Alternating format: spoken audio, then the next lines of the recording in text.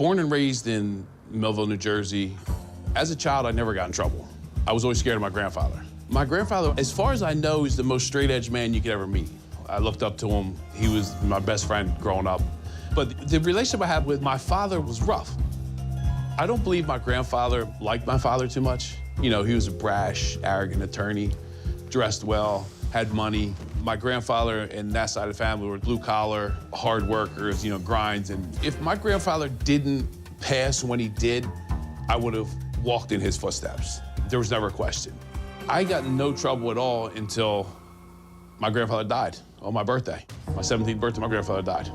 I remember that day going home, and that was probably the first time I even considered, like, doing bad things, you know, getting in trouble. My father was the gambler. So, you know, 18, 19, 20, I would have a fake ID. I'm going to casino with a buddy of mine, and I would play craps. You know, so at early on age, I had to gamble, and it came directly from my father.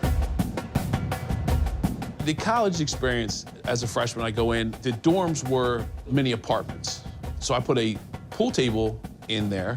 We'd gamble on pool, 9-ball, things like that. Also, we'd cover it and run cards in there. I started a casino with a couple guys there. We would run a game called CeeLo. CeeLo's a dice game, blackjack, and even some craps games in my dorm, all night and all day. There'd be thousands of dollars a day the college kids would bring in. I was probably making more than my father during school when I was in college, you know, as an attorney. I would say that we'd do $5,000 to $10,000 a week. It was against every rule there was, absolutely. The RA would let it go because we would pay them to leave us alone. I started a college casino. I never thought it was that bad of a deal. We're not killing people, telling you to hide the body, things like that. It was gambling. Never got in trouble for it. Not in school. I got a bookmaking charge down the road. So after college, the bookmaking really took off because I didn't just have college kids. Now I had adults, businessmen, politicians, judges. I had all walks of life that wanted to bet. I was the type of hustler that would go to Gamblers Anonymous meetings and pass out my business card. I enjoyed booking. I mean, that was probably my favorite thing I ever did as we'll say, work. I had an office with 3 or 4 guys in there taking regular phone calls, and people could call, get all the football lines, and put the bets in, sometimes make $100,000 a week on a good week. The difference between a bookmaker and an online casino, you gotta have the cash for an online casino. With the books, we give you credit. You got it. You gotta keep good books to be a bookie because everybody argues with you over what they bet and what they didn't bet. You have to be so detailed, what you made or didn't make, that it's more of a process than taking the bets. The notes, always handwritten, something we can dump right away. The state police and the feds, they raid all the bookies. It's a cat and mouse game. You can't take it lightly. It's something you have to think about repeatedly. We had about 200 people that booked with us. With me, it wasn't as scary as betting with the mob guys in Philadelphia, so they felt safer with me because I wasn't one of those guys that were gonna come break your legs. In New Jersey, especially in my part in southern New Jersey, it's pretty much run by Philadelphia guys, you know, made guys in Philly. You know, there's a bunch of crime families. I had a call from a guy that I know was associated made guy that he needed a meeting at the Philly diner. I definitely didn't go alone. I had set 2 of my guys in there before me. I walked in just to make sure if anything happened, I have somebody there for me. Not knowing what to expect, I want to know where all the exits are. I sat down, he sat across from me and said, listen, we got to talk to you. This is the cost of doing business in New Jersey. I don't succumb to pressure too easy. Threats don't do anything to me. Like, what makes you think that threat is going to make me react? I look and see who I think the biggest threat is going to be if something happens. The guy was 60 years old, so I wasn't worried, like he's not going to punch me in the face, but I have to be ready for anything. He's like, here's what's going to cost you. 20 grand by Christmas time.